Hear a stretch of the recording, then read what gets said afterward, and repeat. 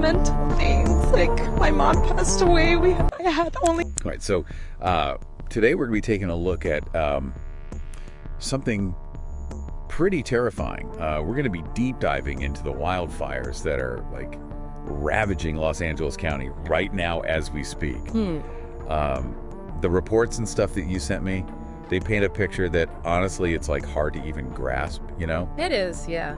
The scale of this is just unbelievable. Yeah. And they're saying that this could be the most destructive wildfire in modern U.S. history. Wow. Which is, I mean, that's not hyperbole. That's like what the experts are saying. Right. Straight from the report. So yeah, it's pretty scary. It's pretty bad. Yeah, one of the things that is like immediately striking is just how quickly these fires are moving. I mean, it's like, you know, watching a disaster movie on fast forward, you know? Totally, yeah. It's like, I was looking at the Palisades fire, right? Went from, you know, a little over 700 acres to over 20,000. Yeah. In like 3 days. It's insane.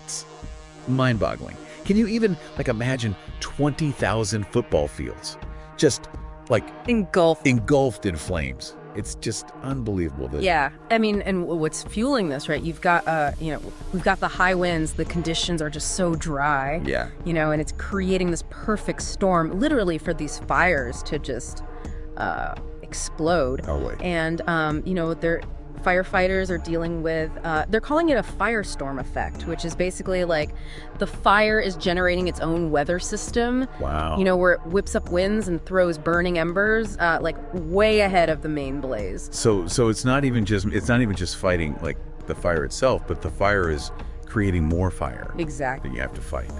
Oh my gosh. And then, you know, obviously you have to think about the cost of all this too, right? Yeah. You sent over some of the early estimates. And I mean, are you ready for this? They're saying between 135 and 150 billion dollars in damages. Billion, yeah. It's a number that's, you know, hard to wrap your head around. It's almost too big to even like think about what that actually. Yeah, and it's also important to note that number's not even really capturing the full impact, right? Right. I mean, you've got to think about the businesses that are going to have to shut down. The hit that tourism is going to take. Right. And then the massive undertaking of rebuilding all the critical infrastructure. Oh, yeah. That's been destroyed. You know, power grids, water systems, communication networks, like literally everything that, you know, a community depends on is potentially gone. It's like a domino effect. Yes, yeah. And ultimately it's, you know, people that are at the bottom of that are getting hit the hardest, right? I mean, absolutely. It's estimated that over 15,000 structures, including homes, could be destroyed. I mean, the trauma, the displacement, the complete upheaval of people's lives, it's heartbreaking. Absolutely. And while the firefighters, you know, are out there, you know, risking their lives to contain these flames, we can't lose sight of that human cost of these fires, right? Absolutely. Rebuilding homes and lives after this level of devastation is going to be a monumental long-term challenge. I mean, you're talking about emotional scars that might never fully heal. Right.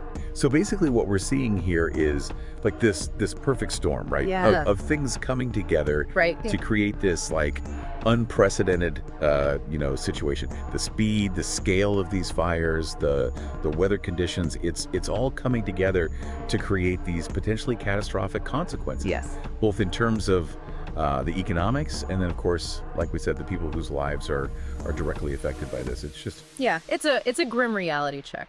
Yeah. And it really, you know, makes you think, are we prepared for this? Like this new era of these mega fires, you know, because we've been seeing the frequency and the intensity of these events increasing in recent years.